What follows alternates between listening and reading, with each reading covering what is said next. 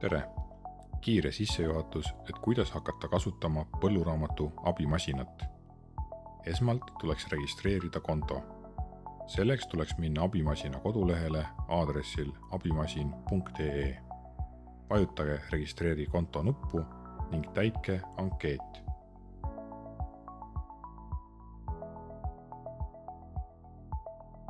Peale sisselogimist oleks mõistlik ära teha 3 tegevust.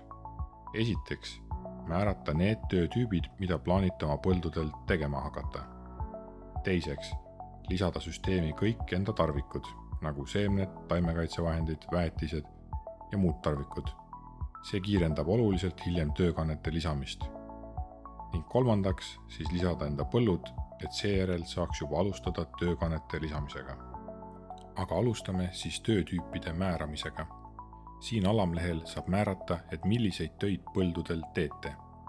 Uue konto puhul on see nimekiri alguses võrdlemisi pikk ja mõistlik on ära peita need tööd, mida tegelikult kunagi teha ei plaanita.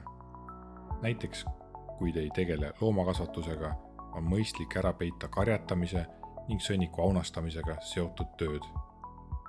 Tööd on jagatud kategooriatesse ja nende alla on lisatud konkreetsed tööd. Võimalik on peita ka üksikuid töid kategooriate all. Peidame väetamise kategoorias ära mõned tööd, mida ei ole plaanis teha. Lisaks on võimalik iga töö juures määrata, et millist lisainfot saab selle töö juurde lisaks salvestada.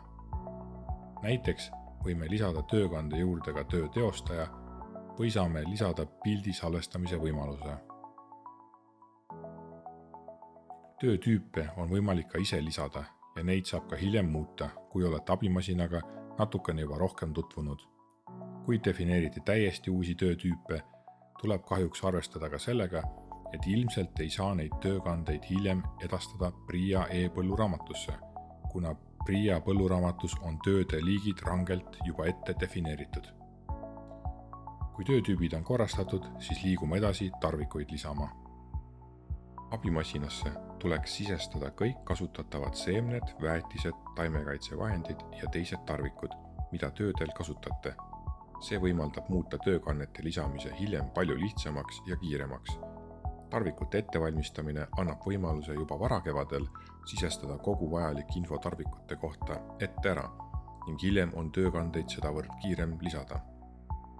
Näiteks seemne juurde saab lisada sordiseemne partiinumbri või taimekaitsevahendile võimalikud kasutuspiirangud. Aga lisame nüüd ühe väetise.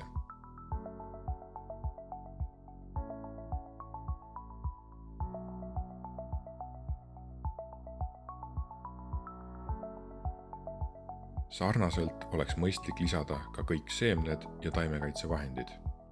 Kui tarvikud on edukalt lisatud, on jäänud veel ainult üks samm – lisada enda põllud. Selleks tuleks minna alamlehele põlluraamat. Põlde on hetkel võimalik lisada 2 erineval viisil.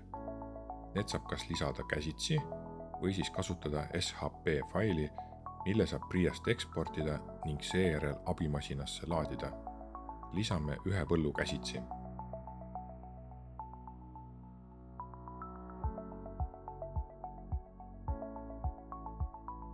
Kui põllud on lisatud, siis oletegi valmis kasutama abimasinat. Nüüd saame teha ka oma esimese töökande, väetamise ja kasutame selleks varasemalt lisatud väetist. Esmalt tuleb valida põld, mille kohta töökande soovite luua. Korraga on võimalik valida ka mitu põldu ning põlde saab valida ka näiteks kaardilt. Seejärel valime töötüübi, väetamine ning tarvikuks lisame väetise, mille varasemalt lisasime.